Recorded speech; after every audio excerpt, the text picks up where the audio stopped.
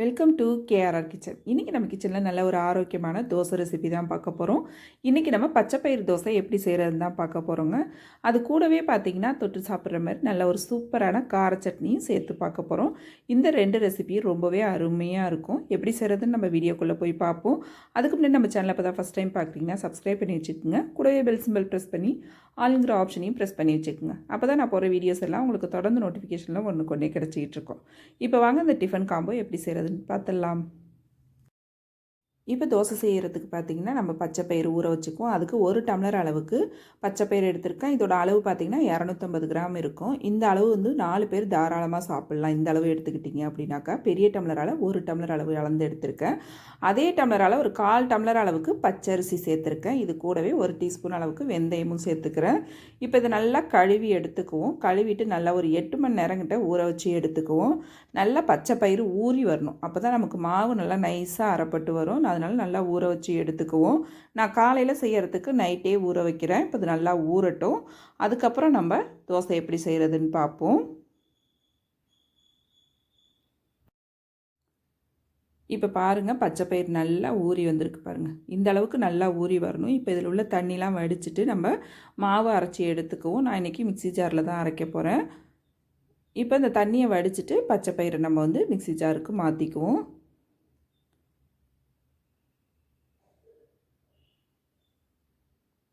இப்போ அரிசியும் பச்சைப்பயிரும் சேர்த்ததுக்கு அப்புறம் பார்த்திங்கன்னா இதில் காரத்துக்கு தகுந்த அளவு பச்சை மிளகாய் சேர்த்துக்குங்க. நான் 3 பச்சை மிளகாய் கட் பண்ணி வச்சுருக்கேன், அதை சேர்த்துக்கிறேன். 1 இன்ச் அளவுக்கு இஞ்சி எடுத்து வச்சுருக்கேன், அதையும் கட் பண்ணி சேர்த்துக்குவோம். 1 டீஸ்பூன் அளவுக்கு ஜீரகம், அப்புறம் பார்த்திங்கன்னா கொஞ்சமாக கொத்தமல்லி தழை சேர்த்துக்குவோம்.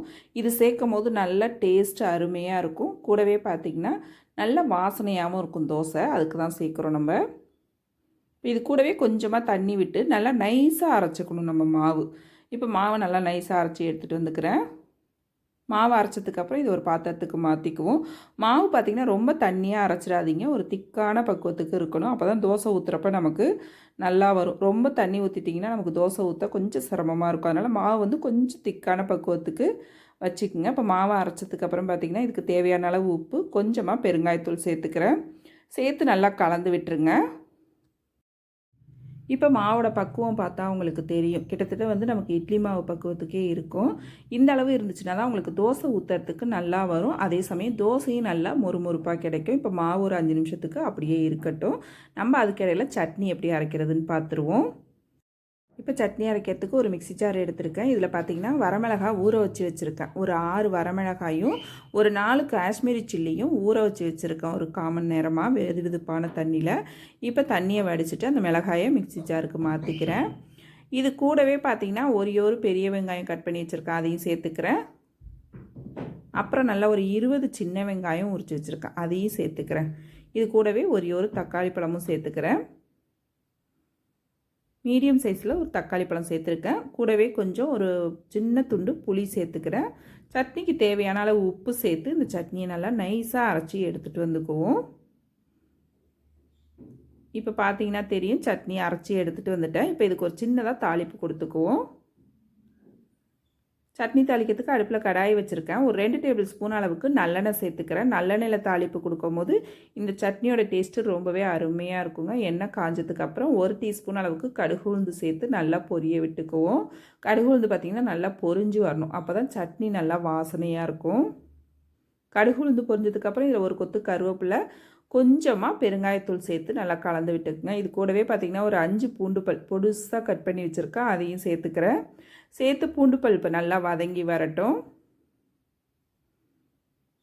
பூண்டு வதங்கி நல்லா நிறம் மாறினதுக்கப்புறம் நம்ம அரைச்சி வச்சுருக்க சட்னி அதில் சேர்த்துக்குவோம். கூடவே கொஞ்சமாக தண்ணியும் கழுவி சேர்த்துக்கிறேன். சேர்த்துட்டு இந்த சட்னியை ஒரு 2 நிமிஷத்துக்கு கொதிக்க வச்சோம்னா போதும். ரொம்ப நாளைக்கு கொதிக்க வச்சிட வேண்டாம். ஒரு 2 நிமிஷம் வச்சு நம்ம நல்லா கொதிக்க வச்சு இறக்கிட்டோம் அப்படின்னா நம்மளோட கார சட்னி ரொம்ப சூப்பராக அருமையாக ரெடி ஆகிடுங்க. அவ்வளோதான், சட்னி பாருங்கள் சூப்பராக ரெடி ஆகிடுச்சு பாருங்கள். இந்த பக்குவத்துக்கு இருந்துச்சுன்னா கரெக்டாக இருக்கும். இந்த ஸ்டேஜில் நம்ம அடுப்பை ஆஃப் பண்ணிடலாம். அவ்வளோதான், கார சட்னி ரெடி ஆகிடுச்சு. இப்போ அடுத்து தோசை எப்படி ஊற்றுறதுன்னு பார்ப்போம். அதுக்கு பார்த்திங்கன்னா தோசைக்கல் அடுப்பில் போட்டிருக்கேன். கொஞ்சமாக எண்ணெய் விட்டு நல்லா ஸ்ப்ரெட் பண்ணி விட்டுக்குவோம். இப்போ ஒரு கரண்டி அளவுக்கு மாவு நம்ம ஊற்ற போகிறதுக்கு முன்னாடி மாவு நல்லா ஒரு தடவை கலந்து விட்டுக்குங்க. கலந்து விட்டுட்டு ஒரு கரண்டி அளவு மாவு ஊற்றி நல்லா மெல்லிசாக ஊற்றிக்கலாம் தோசை. இந்த மாவு பார்த்திங்கன்னா மெல்லிசாக ஊற்றுனீங்கன்னா நல்லா ரோஸ்ட்டு மாதிரி வரும். அதே போல் உங்களுக்கு ஊத்தாப்பம் மாதிரி வேணுனாலும் ஊத்தாப்பம் மாதிரி ஊற்றி அது மேலே வெங்காயம்லாம் தூவி சாப்பிட்டோம் அப்படின்னா இன்னுமே டேஸ்ட்டு சூப்பராக இருக்குங்க. இதே மாவில் தாளிப்பு வெங்காயம்லாம் சேர்த்து கொடுத்து பணியாரம் மாதிரி நம்ம ஊற்றலாம். அதுவும் டேஸ்ட்டு ரொம்ப அருமையாக வரும். அவ்வளோதான். நல்லா ஒரு பக்கம் வெந்ததுக்கப்புறம் ஒரு டீஸ்பூன் அளவுக்கு எண்ணெய் சேர்த்துக்கிறேன். இதுக்கு பதிலாக நீங்கள் நெய் சேர்த்து கூட ஊற்றலாம். அதுவுமே டேஸ்ட்டு அருமையாக இருக்கும். இப்போ நல்லா ஒரு பக்கம் வெந்ததுக்கப்புறம் இன்னொரு பக்கம் திருப்பி போட்டு ஒரு 2 செகண்ட் வேக வச்சு எடுத்தோம்னா போதும். தோசையும் பாருங்கள் நல்லா மொறுமொறுப்பாக வந்திருக்கு பாருங்கள். அவ்வளோதான், நம்மளோட பச்சைப்பயிறு தோசை ரொம்ப சூப்பராக அருமையாக ரெடி ஆகிடுச்சுங்க. இந்த தோசைக்கும் நம்ம இன்றைக்கி செஞ்ச கார சட்னிக்கும் டேஸ்ட்டு ரொம்பவே அருமையாக இருக்கும். கண்டிப்பாக மிஸ் பண்ணாமல் இந்த டிஃபன் காம்போவை ட்ரை பண்ணி பாருங்கள். ரொம்ப சூப்பராக வரும், டேஸ்ட்டும் அருமையாக இருக்கும்.